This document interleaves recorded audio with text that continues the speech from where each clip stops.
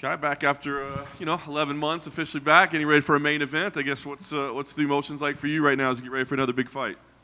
Yeah, it's awesome to be back in Vegas, and it's been a bit of a layoff, but was out of my control. A little back injury kind of kept me from, I guess, training, and it was one thing that I neglected in my career, just investing back into my body and mobility, stretching, until it pretty much humbled me until I couldn't do anything. So I had to rest for about two months and then could slowly build again. So great thing about being where I'm at in my career, I could kind of give a time frame of when I wanted to fight, and it all came about perfectly. So I'm glad to be here. It's been a great camp, 12 weeks we've been building for this date. So yeah, I'm ready to get in there and remind everyone why I'm the best flyweight in the world. Love it. I know heartbreaking to not be in that last competition, but it sounds, you said you couldn't do anything. So was it an easy decision to make, even though I know you wanted to fight? Was it easy to say, I just absolutely can't, or did people have to talk you out of it? No, I couldn't get out of bed. I couldn't bend over. I couldn't tie my shoe. So how am I going to get ready for a fight and give the fans what they want to see? And it was awesome to be in Perth, in Australia as a guest fighter, and seeing all the fans and seeing how excited they were to have UFC events back in our side of the world. So they're coming back in September, so I'm not looking past, obviously, this weekend, but it's great that the UFC are coming back to that side of the world.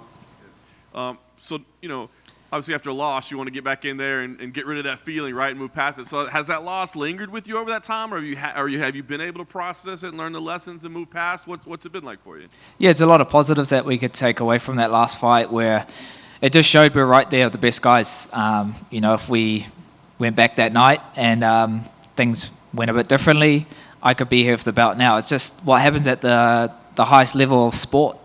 That's just how it is. It's a game of inches. So, we've taken away positives. We've worked on stuff that we need to, and I left that in the cage. I didn't take it with me.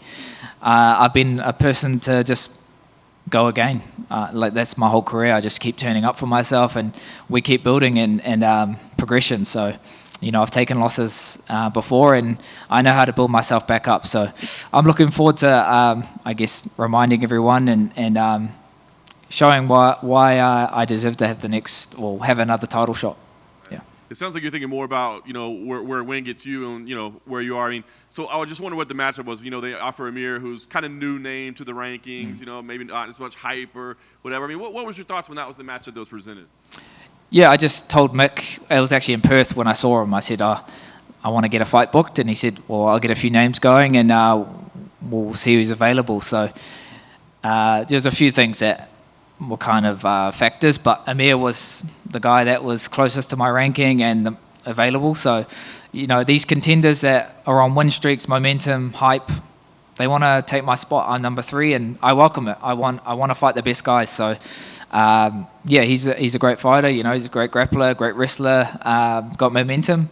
But I'm here to take all that. I'm here to show him that there's levels to this, and that's what I'm going to be doing on Saturday. We see a lot of times guys that are in your position, though, even maybe coming off a loss, like, top 5. I don't know if I'm going to go that far where it's down. I mean, was there any part of that in you that was like, well, that guy really hasn't earned his way to me yet? I'm not going to overlook anyone, and a fight's a fight, and I got to respect the sport, and I'm just here to compete. I'm here to compete against the best, and it just happened to work out that the main event for this fight fell through, and then Mick said, do you want it? And I said, of course.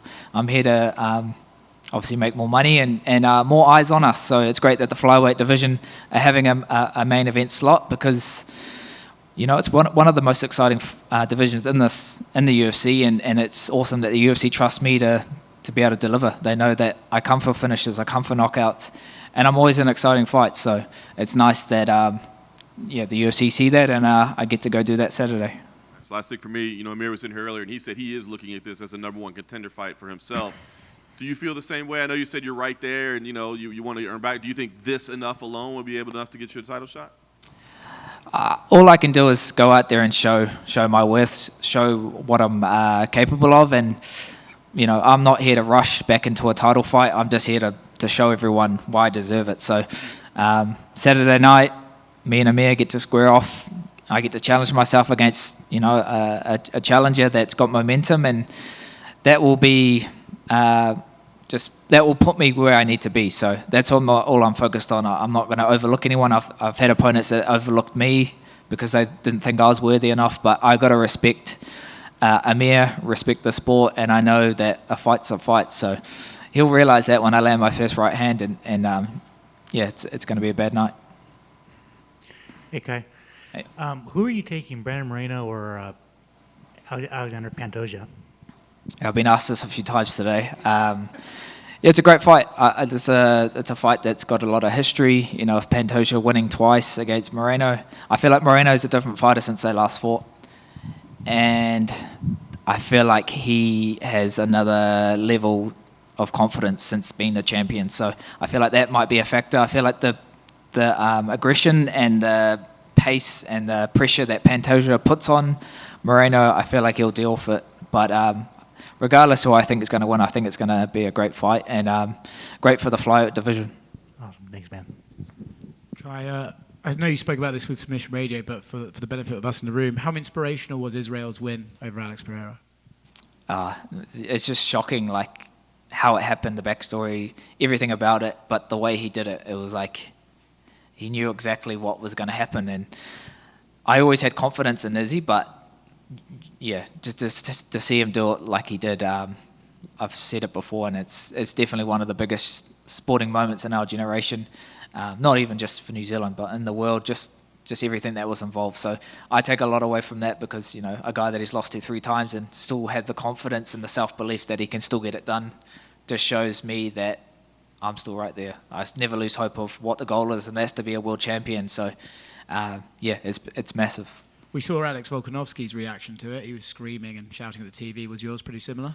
Definitely. I had the whole, a few of the teammates at my house, and I think we got noise control called because we were shouting and screaming and losing our minds. Just in so happy for him to be able to do that, and how much pressure was on him. It was like him being free in there because it's already happened before. He already lost. He already got knocked out. So what's the worst that could happen? So to see him do it like that, and just to see him so happy, it was awesome. Hey Kai, just one over here. You had posted about it on social media as well. You were signing some posters and you said, this is the first of many to come. What was that like to finally see your face, on a main event poster and be able to sign it and be like, man, I'm really getting this main event and I'm doing this for the first time, right? Yeah, it's awesome. Like it's pretty humbling knowing the journey that I've come from to now be here in Vegas and to represent my country. It's little moments like that. You have to really take it for what it is, and it just lets me know I'm exactly where I need to be.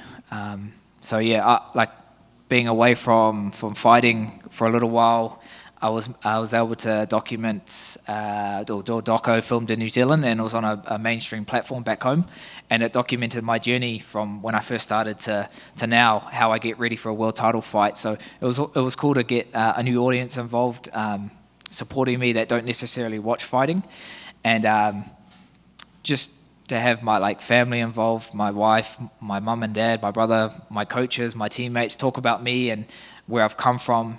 It's just full circle because there's only 1% of people, especially from New Zealand, that get to do this. So I'm grateful that I keep turning up for myself, and look where we are now, headlining a card in Vegas, and I get to get my title contention back on track.